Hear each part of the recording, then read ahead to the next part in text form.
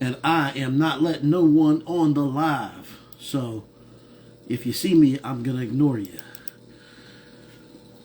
Welcome to Oktane Minutes podcast, and my hairline looking non-FBA right now. Look at that. But it's intact. It's intact. There is nothing Nigerian about this hairline. This is a fresh North American hairline. We are covering the movie Clash, 1995's Clash. This is going to be a movie review and possibly a paramilitary episode. Well, in whence to hold you over while I get my floors redone and as I lie continuously up the production value. But I will up the production value eventually. So, 1995's Clash is a movie set in Kingston, Jamaica, starring, probably the biggest star here would be Jasmine Guy, and co-starring Giancarlo Esposito, and maybe I'd say in 95, who else is in there? So, you know, there's also a concert going on, so you have cameos from artists like Shabba Ranks, Snow, who is hella official. A lot of people don't know that, they like to hate, you know. Mad Cobra, you know, the Flexa, time to have X, you know, that guy. I'm trying to keep it PG. Lucien Chin, Sandella Marley, you know, might be a Marley kid. Carl Bradshaw, Paul Campbell, Stafford Asani. So the plot of the movie, for the most part, is that there is a concert going down, and Jasmine Guy's character, who is a dance hall lady, dance hall girl, named Blossom, comes up with a lick and says, oh, let's rob the Clash Jam tonight. Clash, basically, for those who are kind of like not in the know, Clash is basically like a concert with a big sound system. And sometimes you'll have clashes where, you know, it's kind of like the first verses. That's what they used to do on the island of Jamaica. They would have dub plates, okay? This is where you have and you know, where I'm getting at this is where you have that mix-up, that big mix-up of hip-hop being birthed out of Jamaica, which doesn't happen. What it is, as the practice goes, coming from the old soul musicians, what they would do is they would have a band when they go to the studio. And back then, you know, I would say this is like from the 70s, 60s and 70s, these guys were paid anywhere between $3 to $5, which is a lot of money an hour. They go in there and they cut a record. Sometimes some of the studios would have a band, a house band. They would you tell them what to play, they play whatever, and then you do your song. Then as you're doing your song, prior to, I mean, sort of a little bit after the Tin Pan Alley, you would have it on a tape, reel to reel. Then they would take that reel to reel and they would cut it to a lathe, or they would cut it to or cut it with a lathe, or cut it to a piece of plastic called an acetate, right? The acetate was also in Jamaica known as a dub plate. That was it was kind of like a soft wax material that was probably good for a few plays. It was not like a fetch or gatefold record. It was a record, but not a record, but it had your instrumental on it. So when you were doing shows to get your promotion and your name up, you would just have the record instead of having a band that traveled with you everywhere amongst. For this discussion, before I go into the movie, the dub plate was basically, you get like a bunch of them. So you know, if you were a Little Richard or James Brown at the time, they would get 100 acetates, and then they would put $200 into the sleeve of the acetate record that they would give, which was like a promotional copy to the DJ. And there's a thing called payola, and we still deal with it today with social media and even on the streaming, we don't get no money from that barely, not just off the streaming part. And sometimes you got to pay a little extra to get ahead of the line. So, you know, we are dealing with payola now anyway. So, Clash, movie that I've seen on and off, but it features Jasmine Guy and kind of youngish Giancarlo Esposito amongst many other reggae stars of the dance hall persuasion. And it's kind of like a noir where he plays Giancarlo's a character named Stoney. And Stoney comes to it's a magazine photographer, and he's also a writer, and he's wanting to do an article. So they send him to Jamaica to cover this event featuring Shabba Ranks, Snow, Mad Cobra. And Mad Cobra, I remember Mad Cobra was popping. You know what I'm saying? He had a little bunch of sixth graders singing that shit that they had no business singing. You know what I'm saying? Y'all need to get your... That's why some of them little sixth grade girls at the time, y'all got 10 children now, need to get your ass whipped. You know? You was listening to Mad Cobra, and your little sister was listening to Pretty Ricky. You need to get your ass whipped for acting out. Peace, God.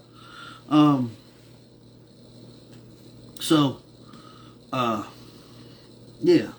So it's like a whole like not like a murder mystery, but it's a noir. That, you know, for the most part, it's crime drama noir. And with it, there was like this thing where he was traveling around Jamaica, and you know, Kingston's a real crazy place. If you've been there, if you've been to Kingston, Jamaica, Kingston, not like resort Kingston, you know, not like you know, in shape Jamaican dudes rubbing your girlfriend's booty and booby meat with soap water. You know, not that part of Jamaica. We talking about shanty town, off in the mountains, Bobo, head wrap, Ashanti, where the Rastas live in the mountains. You know what I'm saying? And so he's going around and he's traveling around Jamaica taking pictures, and some guys try to rob him, and then he tries to get up he gets off in the taxi cab, takes off, and he goes, yo, let me go to this place called the Wild Bush. He goes, you know the place known as the Wild Bush or the Burning Bush? And it's like it's a little strip club, you know, and you know, Jasmine Guy, aka Whitley Gilbert, aka the Queen of the Light Skin Pass. I mean, let's just keep it funky. Jasmine Guy, kind of reptilian in the face. Yeah, there, I said it. Light skin path. But she, you know, she's doing well. She's 63 years old, so she was always much older woman. But, you know, like I said, was not the bangingest woman. But, you know, to her credit, she did want to be artistic. And when she did the movie, I think she was trying to get away from the Bill Cosby clean cut stuff. So, you know, she got a little naked. Got a little naked on there. Which is appreciated, you know what I'm saying? I mean, you can be a little ugly. You know what I'm saying? You can be a little ugly, get a little naked. And then, you know, all that ugliness kind of just melts away. Like thirsty butter. So they get to talking. And as she's getting to talking, he's like saying this about, yeah, man, I remember I used to go back and forth to Jamaica and used to talk to her, Blossom. Yeah, she was a girl, she was a weirdo girl, and she would just be on timing and be bouncing, and I'd be trying to get at her, I've been trying to get at her. So they've been had a thing for each other. But you know, sometimes dealing with a lot of women, she's one of these women to where she will give you something in order to settle an agenda. And she has no problem. Coochie, women like that, and for her character, I'm not saying the lady herself, but the character, the archetype is this. Coochie is a commodity. They know that men want it, and men lust after it, but she justifies her physical beauty and the activity of which she can provide for a man's temporary happiness, just to get an extra rung on the ladder of society, right? So while she's doing that, of course, there's a jealous boyfriend. You know, there's a man who is named Mr. Lee. He owns the bar. He's a Chinese Jamaican villain. So that was something cool and unique in this movie is that there was a non-black villain, and at the time when the movie did come out, I saw the bits and pieces, and I saw it around the time it did come out, because it's a very independent looking movie, mind you. It is not a glossy big budget movie, and it did not get an HD redo. So I'm watching it from Tubi, and it only had one commercial break, so people did not watch this movie. You know what I'm saying? So it's still kind of grainy. And matter of fact, it was like produced by Xenon Pictures, and if you Peace Robin, and if you are familiar with Xenon Pictures, like if you, back in the early 2000s, late 90s, you used to go to FYE and Sam Goody in the mall, and they used to have the VHS, like the Kung Fu joints. I got some Xenon Picture tapes up in there, you know what I'm saying? I got some stuff, some foreign stuff called Black Ninja by Chris Kelly. I think Chris Kelly wasn't even his real name. He was a black French actor who did martial arts. Because back in them days, before there was MMA, you would do point fighting, and you would do some full contact, and then, you get your nose broke a couple of times, and then if you look kind of good, they would say, okay, yeah, we'll kick you $150,000 to go to Hong Kong, and do your thing. Shout out to Cynthia Rothrock for that, Cynthia Rothrock was doing movies. Side note, she was doing movies. She was like a world champion, and she was like a kung fu champion or something like that. Wushu and Tang Sudo. And at the time, she had a unique look. She was a really, really gorgeous lady. Really gorgeous, really short hair, very sleek and high fashionable. Didn't speak a lick of Mandarin, but would go on to get a lot of fame in Hong Kong. So anyway, Mr. Lee is showing the jealous streak, and of course, Jasmine Guy is just like, nah, it ain't nothing. The guy, and the Chinese man, Mr. Lee, he's just like, well, I don't know about that. You tripping, bae. So they ride off into the sunset, and Giancarlo's doing his thing, and then I think they meet up later.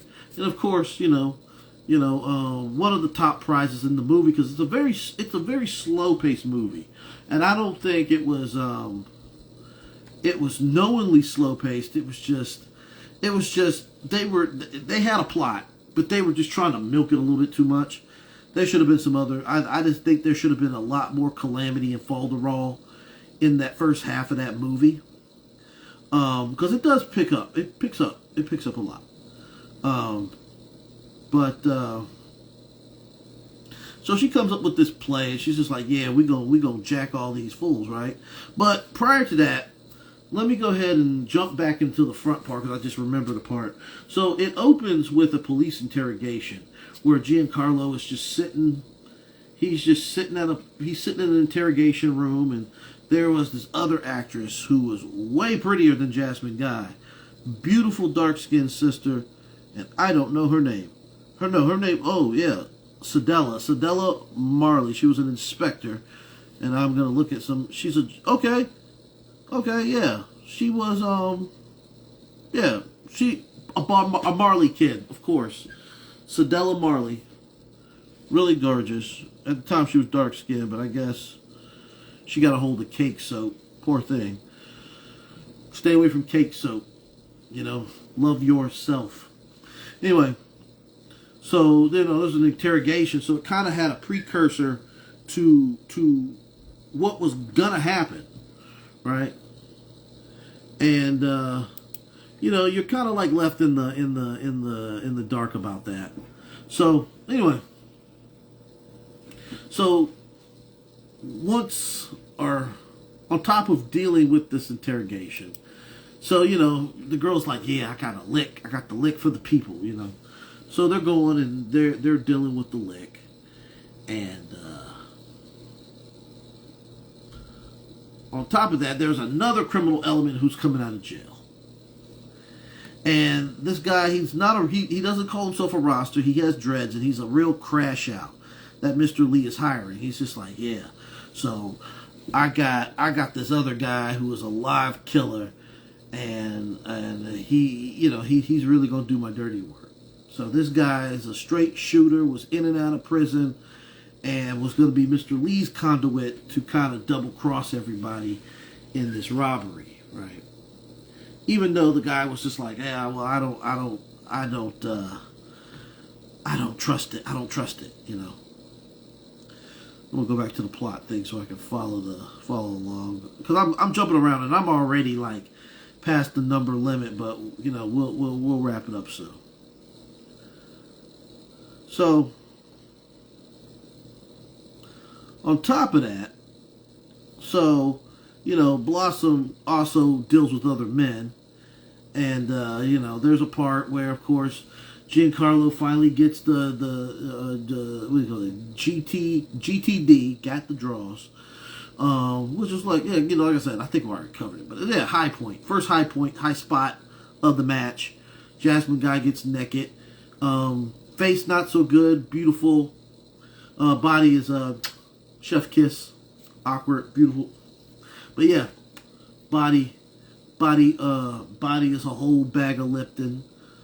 Cold brew press Lipton mint Earl Grey tea. Face not so much. Face is Barks root beer type shit. But anyway, so they go and they have the concert. And the concert part is cool.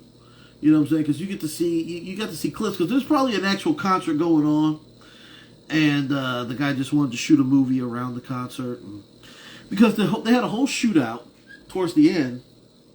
And, of course, no one from the concert was just like, oh, I hear gunshots, I think we should wrap this shit up and go. No, not these people. Not these people. They kind of held it down for a minute, and they were doing their thing. And I thought, a part that I always thought was cool, too, a good little small high spot, is the fact that, like, Snow was in the movie. And a lot of people hated on Snow. But Snow was in Kingston doing shows. For people who don't know, they hated, of course you hate on certain white guys because they are white doing certain types of genres of music. And there are a lot of them who are, of course, vultures of the cultures. But Snow, Snow was there. Snow's official. I will say that much. And anybody who says different, I'll tell you that you're lying. But Snow was really that man. Don't compare him to Vanilla Ice. He just had that curse of the Vanilla Ice curse. It's just, you had to get so far away from Vanilla Ice's pop. And it's not even that Vanilla Ice was terrible. It's just Vanilla Ice's gravity and explosion was so wide and vast that a lot of lighter-skinned rappers, white rappers, couldn't get out from under that shadow. Even if they were dope, they had a lot of problems dealing with that. So yeah, big old shootout.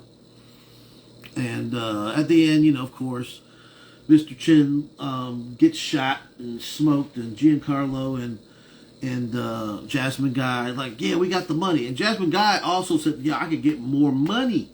I know where it's at. We could do more licks. And then she went and gets this guy's money. She's celebrating with the money. Mr. Chin's like, oh, no, you're not, light-skinned bitch. Bow, bow, bow. And unalives her down. And Giancarlo's sad. He's sad because he lost the woman that he always chased and had a thing for. And then the police get a hold of him and take the money. So he goes home back to New York, PTSD'd, broke, and no coochie. Slow movie, and I will give it a C-. I'm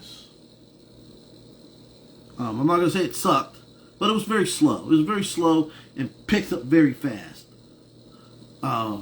Pace was a little off. So this is what I'll do. I'm going to cover the other movie. There's another one that came out in the 70s called Rockers.